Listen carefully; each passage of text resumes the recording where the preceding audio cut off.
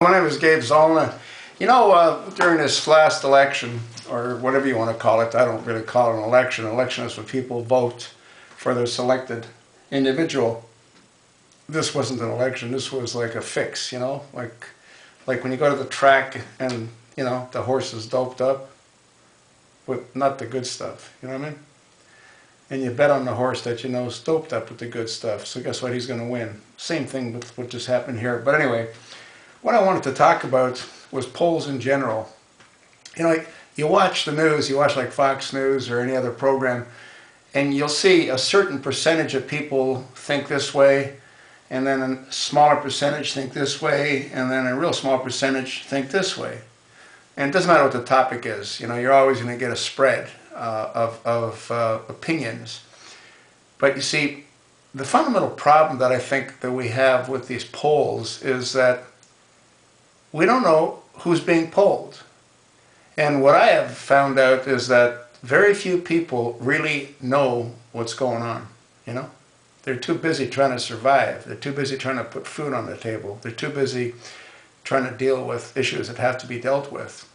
And they don't have the time to do any research. They don't have the time to look at an issue and see if, in fact, there's more than one answer to that issue. And as a result, when a pollster calls them up and asks them a series of questions, they get a series of responses. The problem is, the pollster doesn't know who he's talking to. You know what it's like? It's like the Democrats and the Republicans, whenever they get a bill to review and pass, they don't read it. They don't even know what they're passing. All right? I mean, it's a simple fact. If you don't believe it, go Google Senator Rand Paul and the bill when he had a 600-page bill. They don't have time to read the bills. And even if they had the time, they'd find other things to do, like to suck up to their constituents so they can get reelected. We've got a Congress full of real bozos. I don't know if you've noticed that, but I mean, we got some real zingers, you know? I mean, real zingers. I mean, there's a guy there that thought that Guam would tip over if, you know, too many military people were stationed there. I mean, we got another one that's, she wants to wear a cowboy hat at the congressional meetings, you know? She has like 500 different cowboy hats. I mean, what normal person would have 500 different cowboy hats? Anyway, I don't want to talk about them. What I want to talk about again is polls. They're totally worthless.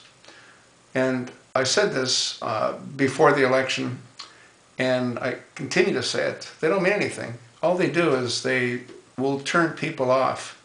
And the reason that is let's say you wanted to vote for a particular candidate, and then the polls are saying that, like, he doesn't have a chance.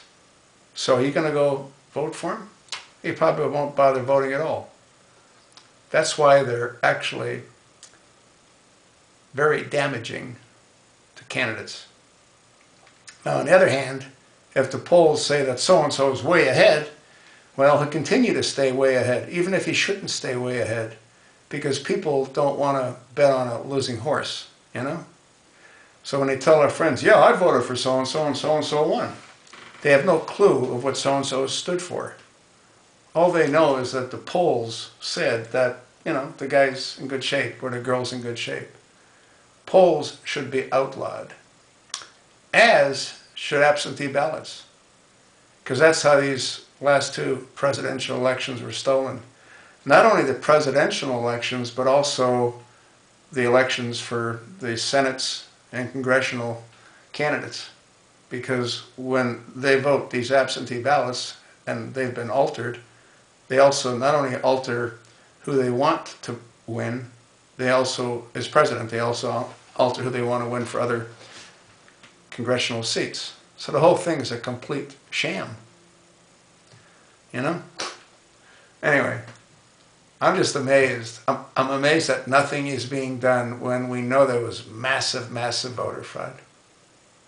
I mean, it's just mind-blowing. And it's mind-blowing that, you know, Obama's allowed to continue doing what he's doing to this country. Nobody will stand up to him. And that's really sad.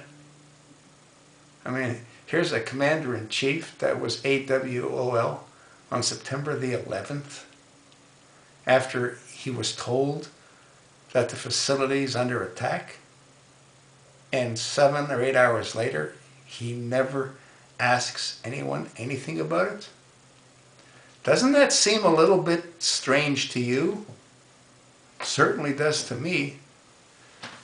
But anyway, if you've watched any of my previous videos, you'll know what I think happened at Benghazi. And you'll also know who I think orchestrated it. That's the same guy that knew nothing about it.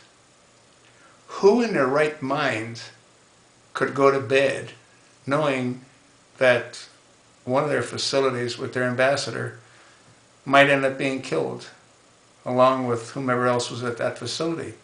And you know how we could end this? Why don't we have those survivors tell us what happened?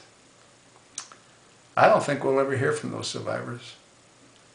I think those survivors, you know, they're no longer around. Or they've been silenced with a whole lot of this, you know what I mean? A whole lot of this. In either case, I think we're in real deep trouble. And the kind of trouble that can't be fixed. Not by this Congress.